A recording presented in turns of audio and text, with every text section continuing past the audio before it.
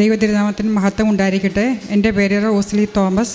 ഞാൻ ഉടമ്പടി എടുത്തത് 2022 ഒക്ടോബർ 18-നാണ്.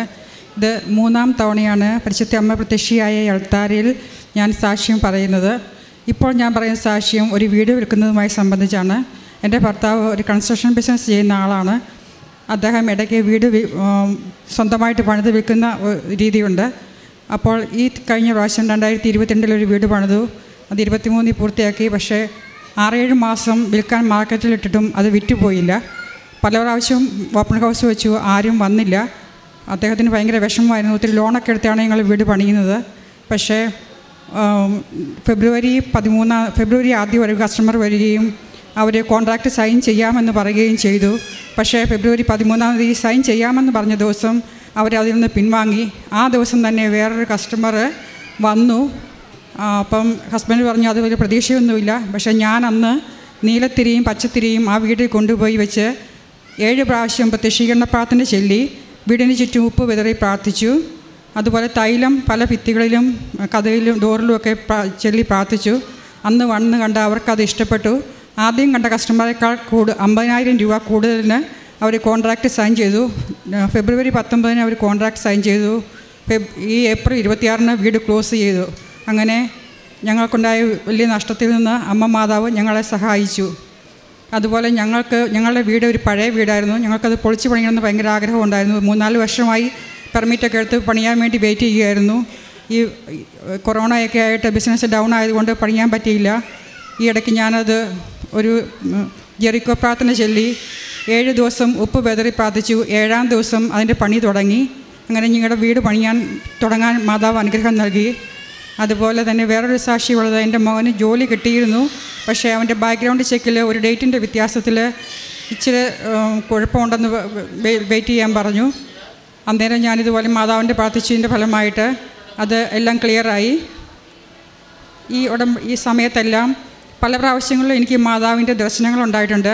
ഒരു പ്രാവശ്യം ജോസഫ് അച്ഛൻ വീട്ടിൽ വന്ന് വീട് വെഞ്ചിരിക്കുന്നതായിട്ട് ഞാൻ സ്വപ്നം കണ്ടു. അതിനുശേഷം പിന്നീട് ഒരു ദിവസം അച്ഛൻ വീട്ടിൽ വന്ന് വചനം പങ്കുവയ്ക്കുന്നതായിട്ട് എനിക്കൊരു സ്വപ്നം ഉണ്ടായി.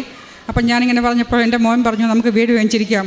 അപ്പോൾ ഞാൻ പറഞ്ഞത് പഴയ വീടല്ലേ, എന്തിനാണ് വെഞ്ചിരിക്കുന്നത്? പക്ഷേ ഞങ്ങൾ ആ വികാരിച്ചനെ വിളിച്ച് വീട് വെഞ്ചിരിച്ചു.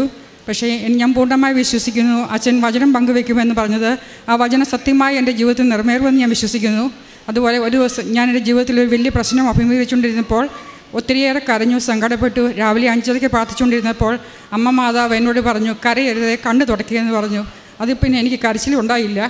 അതുപോലെ ഒരു ദിവസം പ്രാർത്ഥിക്കുമ്പോൾ ഇപ്പോഴും തിരിയിൽ നിന്ന് എനിക്ക് അടയാളങ്ങൾ കാണാറുണ്ട്.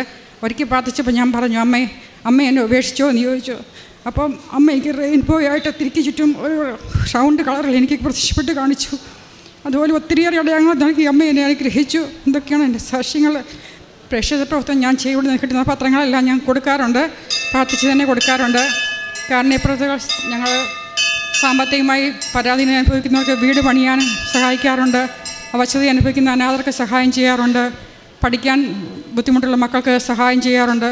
സ്ഥിരമായി തന്നെ സാമ്പത്തികമായി പലരെയും സഹായിക്കാൻ ഞങ്ങൾ ശ്രമിക്കാറുണ്ട്. പ്രാർത്ഥനയിലും ഒത്തിരി മുന്നോട്ട് പോകുന്നു. ഇതൊക്കെയാണ് എൻ്റെ സാക്ഷ്യങ്ങൾ, അനുഭവങ്ങൾ.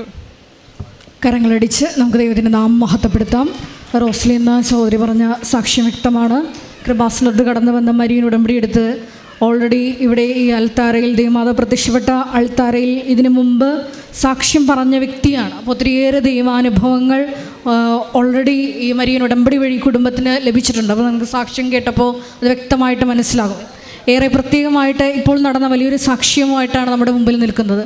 ഒരു വീട് അത് ലോണൊക്കെ എടുത്ത് അത് പൂർത്തിയാക്കി, അത് ബിസിനസ് കൺസ്ട്രക്ഷനാണ്.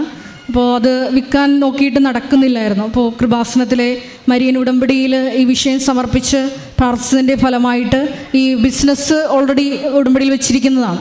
അപ്പോൾ ഇങ്ങനെ വിൽക്കാൻ സാധിക്കാതെ വന്നപ്പോൾ എന്താണ് ചെയ്യുന്നത്? സഹോദരി നമ്മളോട് പറഞ്ഞു കൃപാസനത്തിലെ വെഞ്ചിരിച്ച ഉടമ്പടി വസ്തുക്കൾ ഈ വീട്ടിൽ തേച്ച് പ്രാർത്ഥിച്ചു എന്നാണ് പറയുന്നത്. അത് യേശുവാണ് കർത്താവാണെന്ന് നമ്മൾ അതരം കൊണ്ട് ഏറ്റുപറഞ്ഞ് അപ്പോൾ ദൈവത്തിൻ്റെ രക്ഷ സംജാതമാക്കുന്ന വലിയൊരു നടപടിയാണ് ഈ ഉടമ്പടി നേർച്ച വസ്തുക്കൾ വിശ്വാസ പ്രമാണം ചൊല്ലി പ്രാർത്ഥിക്കുക എന്ന് പറയും. 7 പ്രാവശ്യം അതുപോലെ പ്രത്യക്ഷീകരണ പ്രാർത്ഥന ചൊല്ലി ഉടമ്പടി ഉപ്പിട്ട് ഉടമ്പടി തൈലം തേച്ച് പ്രാർത്ഥനയുടെ ഫലമായിട്ട് നേരത്തെ പറഞ്ഞിരുന്ന ആ ഒരു ക്ലയൻറ്റിനേക്കാളും കൂടുതൽ 50,000 രൂപ നൽകി സമയത്തിനുള്ളിൽ അത് വിൽക്കാൻ രജിസ്ട്രേഷൻ എല്ലാം കഴിഞ്ഞാണ് ഇവിടെ വന്ന് സാക്ഷ്യം പറയുന്നത്. അതുപോലെ തന്നെ ഒത്തിരിയേറെ പരിശുദ്ധ അമ്മയുടെ സാന്നിധ്യ അനുഭവങ്ങളാണ് ഈ സഹോദരിക്ക് മരിയൻ ഉടമ്പടി വഴി കിട്ടിയത്.